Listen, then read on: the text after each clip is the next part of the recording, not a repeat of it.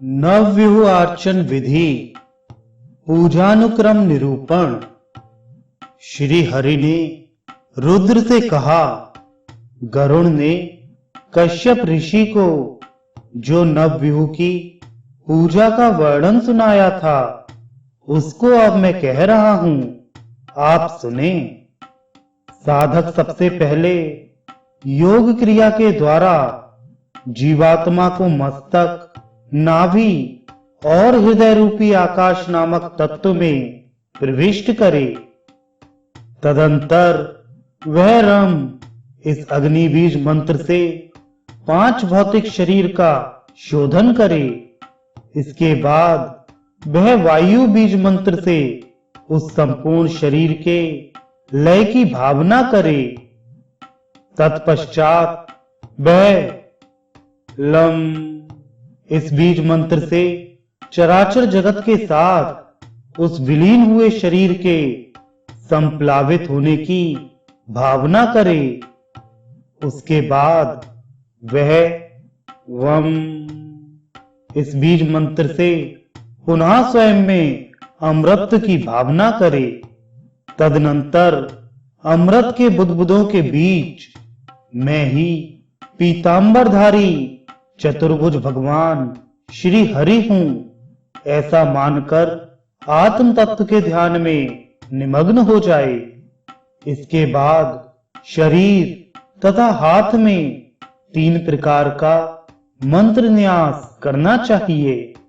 पहले 12 बीज मंत्र से, तदनंतर कहे गए बीज मंत्र से न्यास और बाद में षडन्यास करें। इससे साधक साक्षात नारायण स्वरूप हो जाता है।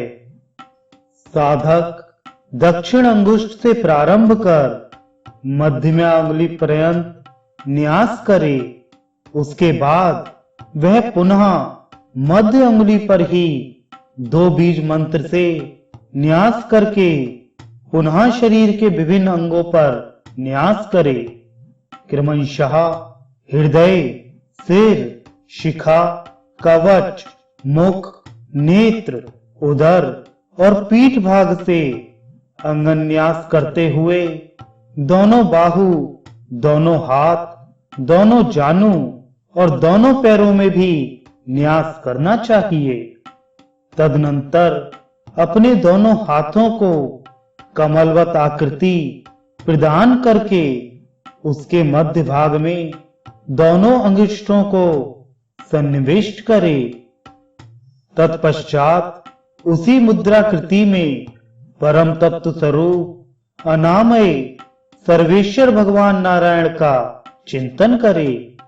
इसके बाद इन्हीं बीज मंत्रों से क्रमशः तर्जनी आदि अंगुलियों में न्यास करके यथाक्रम सिर, नेत्र, मुख, कंठ, हृदय, नाभि, गुहा, जानुद्वय तथा पादद्वय में भी न्यास करना चाहिए। बीज मंत्रों से दोनों हाथों में न्यास तथा षडंग न्यास करके संपूर्ण शरीर में न्यास करना चाहिए। वह अंगुष्ठ से कनिष्ठा अंगुली तक 5 बीज मंत्रों से न्यास करें। उसके बाद हाथ के मध्य भाग में नेत्र के बीज मंत्र से न्यास करने का विधान है। अंगन्यास में भी इसी क्रम से हृदय भाग में हृदय, मस्तक में मस्तक, शिखा में शिखा, दोनों स्तन प्रदेश में कवच, नेत्रद्वय में नेत्र तथा दोनों हाथों में अस्त्र बीज मंत्र को अवस्थित करना चाहिए। तदनंतर उन्हीं बीज मंत्रों से दिशाओं को प्रतिबद्ध करके साधक पूजन की क्रिया प्रारंभ करे। सबसे पहले एकाग्रचित होकर उसको अपने हृदय में योग पीठ का ध्यान करना चाहिए। उसके बाद वह आग्नेय आदि से पूर्व दिशाओं में यथाक्रम धर्म, ज्ञान, वैराग्य और ऐश्वर्य को विन्यस्त करके पूर्वादि दिशाओं में अधमंदिका का न्यास करे। यथा अग्निकोण में ओम धर्माय नमः, नैऋत्य कोण में ओम ज्ञानाय नमः, वायु कोण में ओम वैराग्याय नमः और ईशान कोण में ओम ऐश्वर्याय नमः। पूर्व दिशा में ओम अधर्म्याय नमः, दक्षिण दिशा में ओम अज्ञानाय नमः, पश्चिम दिशा में ओम अवैराग्याय नमः तथा उत्तर दिशा में ओम अनैश्वर्याय नमः कहकर न्यास करे। साधक इस प्रकार इन न्यास विधियों से आच्छादित अपने शरीर को आराध्य का पीठ और स्वयं को उसी का स्वरूप समझकर पूर्वाभिमुख उन्नत अवस्था में स्थिर होकर अनंत भगवान विष्णु को अपने में प्रतिष्ठित करे। तदनंतर ज्ञान रूपी सरोवर में उत्पन्न ऊपर की ओर उठी हुई कर्णिका से युक्त शतपत्र वाले आठों दिशाओं में प्रसरित श्वेत अष्टदल कमल का ध्यान करे। तत्पश्चात साधक को ऋग्वेद आदि के मंत्रों से सूर्य, चंद्र तथा अग्नि स्वरूप मंडलों का क्रमशः एक के ऊपर एक का ध्यान करना चाहिए। उसके बाद वह पूर्वादि दिशाओं में भगवान केशव के पास ही अवस्थित विमलादि शक्तियों की अष्टदल कमल पर विन्यस्त करके नवी शक्ति को कर्णिका में स्थापित करे। इस प्रकार ध्यान करके उस साधक को योग पीठ की विधिवत पूजा करनी चाहिए। तत्पश्चात वह पुनः मन से भगवान विष्णु का अंग सहित आवाहन कर उस योग पीठ में उन्हें प्रतिष्ठित करे। तदनंतर पूर्वादि चारों दिशाओं में अवस्थित चतुर्दल कमल पर हृदयादि न्यास करना चाहिए।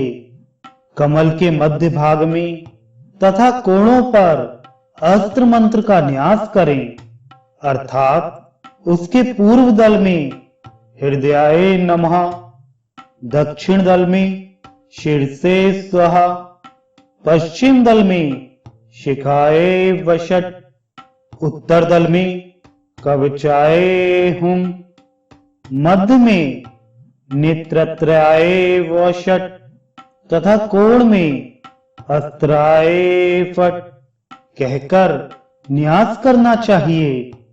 तत्पश्चात पूर्वादि दिशाओं में यथाक्रम संकर्षण आदि के बीज मंत्रों को विन्यस्त करने का विधान है। तदंतर वह पूर्व और पश्चिम दिशा के द्वार पर ओम वैंतेयाय नमः कहकर वैंतेय को प्रतिष्ठित करे। उसके बाद दक्षिण द्वार पर ओम सुदर्शनाय नमः, ओम सहस्त्राय नमः का उच्चारण करके 1000 अरों वाले सुदर्शन चक्र की वह स्थापना करे।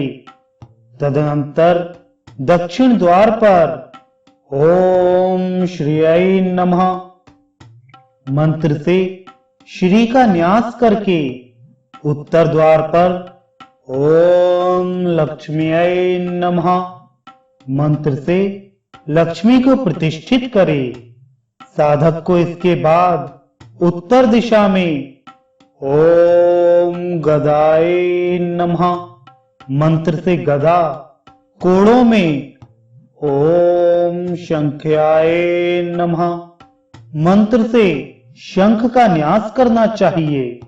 तत्पश्चात उन विष्णु देव के दोनों ओर आयुधों का न्यास करना चाहिए। विद्वान साधक दक्षिण की ओर शांग धनुष तथा देव के बाईं ओर इशु बाणों का न्यास करे। इसी प्रकार दोनों भागों में खड्ग और चर्म का न्यास करे। तदनंतर वह साधक मंडल के मध्य दिशा भेद के अनुसार पूर्वादि दिशाओं में इंद्रादि लोकपालों को प्रतिष्ठित करे और उनके आयुधों को भी स्थापित करे।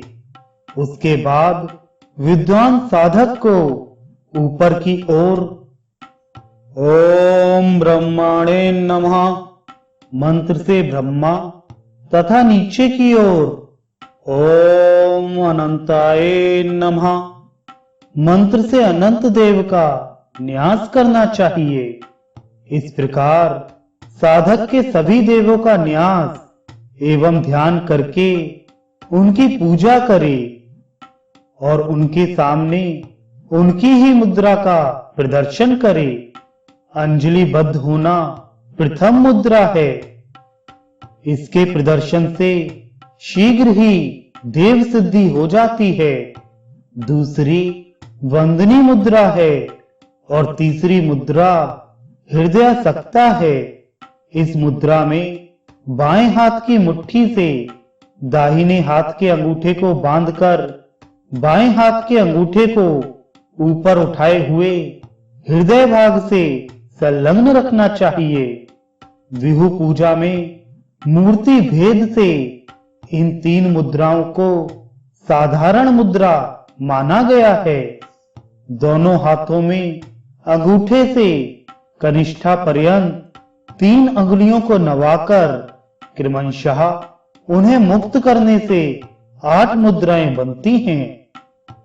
दोनों हाथों के अंगूठों से अपने अपने हाथ की मध्यमा, अनामिका तथा कनिष्ठा अंगुलियों को नीचे की ओर झुकाकर जो मुद्रा बनाई जाती है उसको नरसिंह मुद्रा कहते हैं।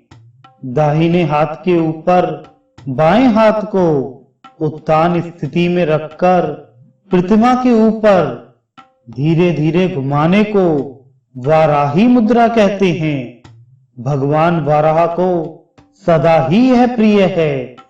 दोनों मुट्ठियों को उत्तान रखकर क्रमशः एक एक उंगली सीधे खोलते हुए सभी को खोल दें। तदनंतर उन सभी उंगलियों की पुनः मुट्ठी बांध लें। यह अंग मुद्रा कहलाती है। साधक को इन मुद्राओं का प्रदर्शन क्रमशः 10 दिक्पालों के लिए करना चाहिए। भगवान वासुदेव, बलराम, प्रद्युम्न तथा अनिरुद्ध क्रमशः प्रथम, द्वितीय, तृतीय और चतुर्थ देव स्थान के अधिकारी देव हैं। साधक को ओम वासुदेवाय नमः मंत्र से वासुदेव, ओम बलाय नमः मंत्र से बलराम, ओम प्रद्युम्नाय नमः मंत्र से प्रद्युम्न तथा ओम अनिरुद्धाय नमः मंत्र से अनिरुद्ध की पूजा करनी चाहिए। ओमकार, तत्सत, हुम, क्षौ तथा भू ये 5 क्रमशः नारायण, ब्रह्मा, विष्णु, नरसिंह और महावराह भगवान के बीज मंत्र हैं। इसलिए साधक ओम नारायणाय नमः मंत्र से भगवान नारायण, ओम तत्सत ब्रह्माणे नमः मंत्र से पद्मयोनि ब्रह्मा, ओम हूम विष्णवे नमः मंत्र से विष्णु, ओम चाम नरसिंहाय नमः मंत्र से नरसिंह तथा ओम भू महावराहाय नमः मंत्र से आदि वराह का पूजन करे। उपयुक्त इन 9 देवताओं वासुदेव, बलराम, प्रद्युम्न, अनिरुद्ध, नारायण, ब्रह्मा, विष्णु नरसिंह तथा महावरहा। नवव्यूह का वर्ण क्रमशः श्वेत, अरुण, हरिद्रावत पीत, नील, श्यामल, लोहित, मेघवत श्याम, अग्निवत पीठ एवं मधु पिंगल है। अर्थात वासुदेव श्वेत, बलदेव अरुण, प्रद्युम्न हरिद्रावत पीत, अनिरुद्ध नील, नारायण श्याम, ब्रह्मा रक्ताव, विष्णु मेघवत श्याम, नरसिंह अग्निवत पीत तथा वराहदेव मधु पिंगल वर्ण की तेजस्वी आभा से सुशोभित रहते हैं। बीज मंत्रों से गरुण, सुदर्शन, गदा देवी, शंख, श्री लक्ष्मी, पुष्टि, वनमाला, श्री वत्स और कौस्तुभ मणि का पूजन कर तदनंतर ऐसी भावना करें कि इसके अतिरिक्त मैं स्वयं अनंत विष्णु हैं। ये सभी उस देवादिदेव विष्णु के अंग हैं।